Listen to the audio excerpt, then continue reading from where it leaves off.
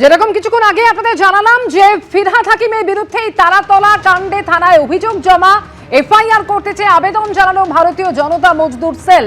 শুধু ফিরহাদ হাকিম নয়, ফিরহাদ হাকিম সহ আরো দুই প্রাক্তন কাউন্সিলর, তাদের বিরুদ্ধে অভিযোগ জমা পড়েছে। প্রাক্তন তৃণমূল কাউন্সিলর আনোয়ার খান, ৮০ নম্বর ওয়ার্ডের প্রাক্তন তৃণমূল কাউন্সিলর আনোয়ার খান, তার বিরুদ্ধেও অভিযোগ জমা পড়েছে।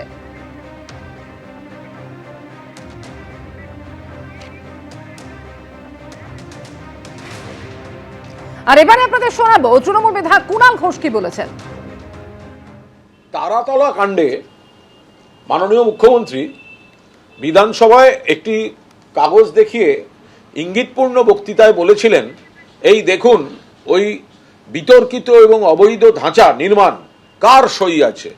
প্রাক্তন মেয়রের সই আছে। কে দেখিয়েছিলেন? মাননীয় মুখ্যমন্ত্রী শুভেন্দু অধিকারী। কোথায় দেখিয়েছিলেন? রাজ্য বিধানসভায়। পরের লাইনটি কি বলেছিলেন? কাউকে ছাড়া হবে না। এবার আমাদের পরিষ্কার বক্তব্য যে যারা তারাতলায় জড়িত তাদের অ্যারেস্ট করতে হবে। যে কয়েকজনকে করেছেন ওরকম কয়েকজনকে একটু নিচু তলার অ্যারেস্ট করলেন, আর বিগ ফিশ যারা তারা বাইরে বেরিয়ে রইল, এটা যেন না হয়। আমাদের পরিষ্কার বক্তব্য, যদি ফিরহাদ হাকিম জড়িত থাকেন বা তার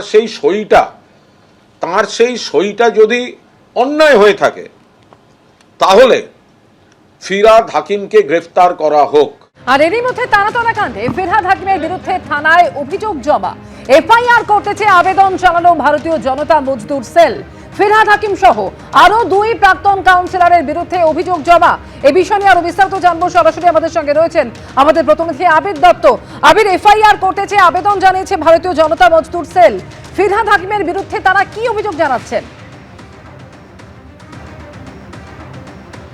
দেখো, তারাতলা থানাতে এই লিখিতভাবে অভিযোগ জানানো হয়েছে। একেবারে ওই সংস্থা বা ওই সংগঠনের যে লেটার হেড রয়েছে সেই চিঠি কিন্তু দেওয়া হয়েছে এবং তাদের তরফ থেকে মূলত তিনজনের নামে অভিযোগ করা হয়েছে। তারা যেটা অভিযোগ করেছেন ফিরহাদ হাকিমের নামে এবং তার সাথে সাথে আনোয়ার খান, যিনি ৮০ নম্বর ওয়ার্ডের কাউন্সিলর ছিলেন, এবং শামস ইকবাল, যিনি ১৩৪ নম্বর ওয়ার্ডের কাউন্সিলর ছিলেন। এই তিনজনের নামে এই যে অভিযোগ করা হয়েছে, সেই অভিযোগে মূলত তারা যেটা চাইছেন, সেই অভিযোগপত্রে তারা যেটা লিখেছেন যে তারা চান যে অবিলম্বে এফআইআর করা হোক এবং এই তিনজনের নামে এফআইআর করা হোক এবং অবিলম্বে তাদেরকে গ্রেপ্তার করা হোক। কেন তারা গ্রেপ্তারির আবেদন করছেন বা এফআইআর করে গ্রেপ্তার করার জন্য তারা আর্জি জানাচ্ছেন? তাদের যেটা অভিযোগপত্রে তারা যেটা লিখেছেন যে তাদের মনে হচ্ছে যে এটা কোনোভাবেই একটি দুর্ঘটনা নয়, এর পেছনে গাফিলতি রয়েছে এবং এই যে গাফিলতি মূলত বেআইনি নির্মাণের তৈরি করার ক্ষেত্রেই হয়েছে এবং সেই জন্য অবিলম্বে ব্যবস্থা নেওয়া হোক, সেটাই তারা আশা করছেন। লিখিত অভিযোগ ইতিমধ্যে তারাতলা থানাতে তারা জমা দিয়েছেন। এখনও এই বিষয় নিয়ে এফআইআর করা হয়েছে কিনা সেই বিষয় নিয়ে পুলিশের তরফ থেকে কিছু জানানো হয়নি, কিন্তু লিখিত অভিযোগ যিনি করছেন তিনি এই সংগঠনেরই তিনি কর্তা এবং তার তরফ থেকে যেটা অভিযোগ করা হচ্ছে যে এই ঘটনার পুরো একটা প্ল্যানিংয়ের মধ্যে পুরোটা হয়েছে এবং এই ঘটনার পেছনে নেগলিজেন্স রয়েছে বা গাফিলতি রয়েছে। অবিলম্বে গ্রেপ্তার করা হোক যাদের নামে অভিযোগ করা হয়েছে তাদেরকে, তাদের মধ্যে অন্যতম ফিরহাদ হাকিম। একেবারে অর্থাৎ তারাতলা কাণ্ডে ফিরহাদ হাকিমের বিরুদ্ধে থানায় অভিযোগ জমা এবং এফআইআর করতে চেয়ে ফিরহাদ হাকিম সহ তিনজনের বিরুদ্ধে এফআইআর করতে চেয়ে আবেদন জানানো হয়েছে ভারতীয় জনতা মজদুর সেলের তরফে। ভারতীয় জনতা মজদুর সেলের সভাপতি কি বলছেন এই বিষয়ে শোনাবো।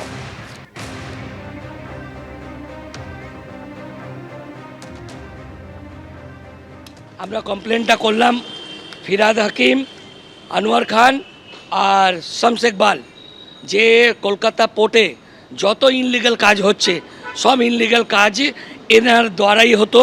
চিফ মিনিস্টারও শুভেন্দু অধিকারীও বলেছে কি ববি হাকিমের সিগনেচার আছে, ওনার পারমিশন ছাড়া হয় না। এখন যদি দায় এড়ায়, ওই দায় এড়ানো যাবে না। এরা মেইন কালপিট, আর আনোয়ার খানকে আর ববি হাকিমকে আর শামস ইকবালকে অ্যারেস্ট করতে হবে। ওএসডি উনি তো সব থেকে বড় কালপিট। ববি হাকিমের যত কাজ, যত ইনলিগাল, যত কিছু সব ওনার কাছে। ওনার কাছে অনেক তথ্য। তালাতলায় ভয়াবহ গোডাউন বিপর্যয়ের পর আজকে চতুর্থ দিন, আজও সকাল থেকে উদ্ধার কাজ চলছে পুরোদমে, আর এরই মধ্যে বাড়ছে মৃতের সংখ্যা। গোডাউন বিপর্যয়, এখনো পর্যন্ত মৃতের সংখ্যা 16। কিভাবে আজ সকাল থেকে উদ্ধার কাজ পর্ব এগিয়ে চলেছে সরাসরি জানবো। ঐশী মুখোপাধ্যায় রয়েছেন আমাদের সঙ্গে। ঐশী, এখনো এই ধ্বংসস্তূপের মধ্যে প্রাণের খোঁজ মিলতে পারে কিনা, এখনো কেউ আটকে রয়েছে কিনা, সেটা নিশ্চিত করাই হচ্ছে এই মুহূর্তে উদ্ধারকারী দলের একেবারে অন্যতম লক্ষ্য। সেই লক্ষ্যে তারা আজ সকাল থেকে কিভাবে কাজ এগিয়ে নিয়ে যাচ্ছেন? দেখো, গতকাল রাতে এবং আজকে ভোর রাতেও কিন্তু তারা যে সমস্ত শ্যাডো এরিয়াগুলো ডিটেক্ট করেছিল, শনাক্ত করেছিল, সেই জায়গাগুলোতে কিন্তু তারা ইন্টেন্সিভ কাটিং করেছেন এবং তার পরবর্তী সময়ে সেখানে কেউ চাপা পড়ে রয়েছে কিনা সেটা সুনিশ্চিত করেছেন।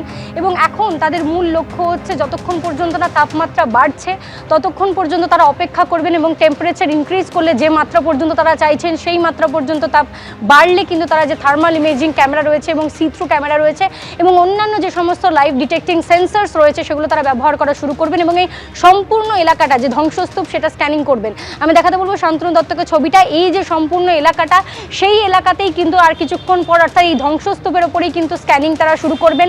যে লাইভ ডিটেক্টিং সেন্সারগুলো তাদের কাছে রয়েছে সেগুলো তারা আরও একবার ব্যবহার করবেন, এটা নিশ্চিত হওয়ার জন্য, 100% নিশ্চিত হওয়ার জন্য যে ভিতরে আর কেউ আটকে নেই। যদিও বা এনডিআরএফের আধিকারিকরা যেমনটা জানিয়েছিলেন যে ভিতরে কিন্তু একেবারে মাটির কাছাকাছি কেউ চাপা পড়ে থাকতে পারে, সেখানে পৌঁছানোর জন্য কিন্তু গতকাল তারা কিছু জায়গা নির্দিষ্ট করেন যেগুলো সেই 12টা শ্যাডো এরিয়া যা দৃষ্টির অলক্ষ্যে ছিল, স্বাভাবিকভাবে দেখা সম্ভব নয়, সেগুলোতে কিন্তু তারা অত্যাধুনিক যে যন্ত্রপাতিগুলো ছিল সেগুলো ব্যবহার করে ভিতরে প্রবেশ করেন, কাটিং করেন এবং সেখান থেকেও কিন্তু আজকে ভোররাত পর্যন্ত কাউকে উদ্ধার করা সম্ভব হয়নি। সকাল থেকে মূলত এখন তারা যে প্রয়াসটা চালাচ্ছেন, এরপরে তাপমাত্রা বাড়লে তারা থার্মাল ইমেজিং ক্যামেরা এবং সি থ্রু সেন্সার্স যেগুলো রয়েছে সেগুলো ব্যবহার করে দেখার চেষ্টা করবেন, স্ক্যানিং করবেন যে সম্পূর্ণ এলাকায় আর কেউ আটকে রয়েছে কিনা।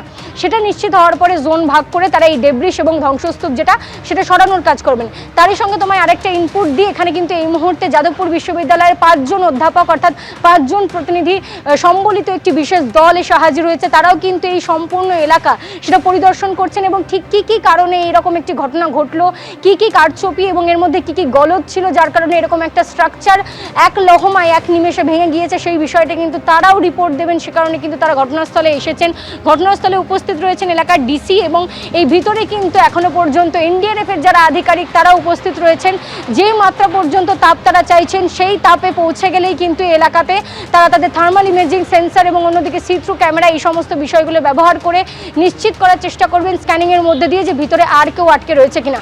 গতকালই আমরা দেখিয়েছিলাম ড্রোনের ব্যবহার হয়েছে সম্পূর্ণ এলাকাটাতে, সেখানে কিন্তু ম্যাপিং স্ক্যানিং চলেছে এবং তারা কিন্তু নিজেরা হাতে নিয়ে ক্যামেরা অর্থাৎ যে ভিকটিম লোকেটিং ক্যামেরা সেই ক্যামেরা নিয়ে সেই গর্তগুলোর ভিতরে প্রবেশও করেছেন। প্রথম দফায় কিন্তু 3টে জায়গা তারা চিহ্নিত করেছিলেন, তার ভেতর দিয়েই কিন্তু তারা ভিতরে প্রবেশ করছিলেন এবং সেক্ষেত্রে কিন্তু হ্যান্ড ড্রিল মেশিন এবং হ্যান্ড কাটার মেশিন ব্যবহার করা হচ্ছিল। কিন্তু এখন তার পরবর্তী সময় গতকাল রাত্রেবেলা এবং আজকে ভোররাতে কিন্তু তারা এক্সটেন্সিভ কাটিং করেছেন 12টা শ্যাডো এরিয়াতে এবং তারপরেও কিন্তু এখান থেকে কাউকে উদ্ধার করা সম্ভব হয়নি। এখন তাদের মূল লক্ষ্য যে 100% তারা নিশ্চিত হতে চাইছেন যে ভিতরে আর কেউ আটকে রয়েছে কিনা। যে মুহূর্তে তারা নিশ্চিত হবেন তারপরে 4টে জোনে ভাগ করে কিন্তু এই এলাকার যে ধ্বংসস্তূপ সেটা সরানোর তারা কাজ করবেন বুলডোজার কিংবা হাইড্রা এরকম যে সমস্ত বড় বড় যন্ত্রগুলো রয়েছে সেগুলো দিয়ে।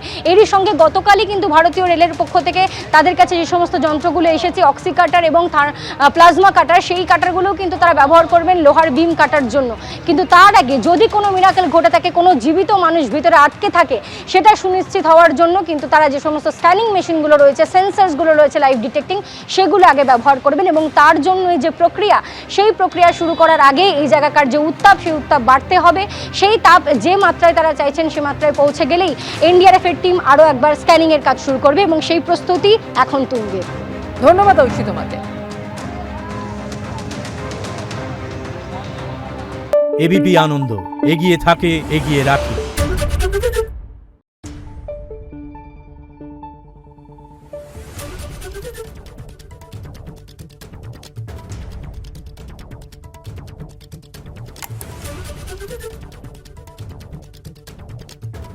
Thank you.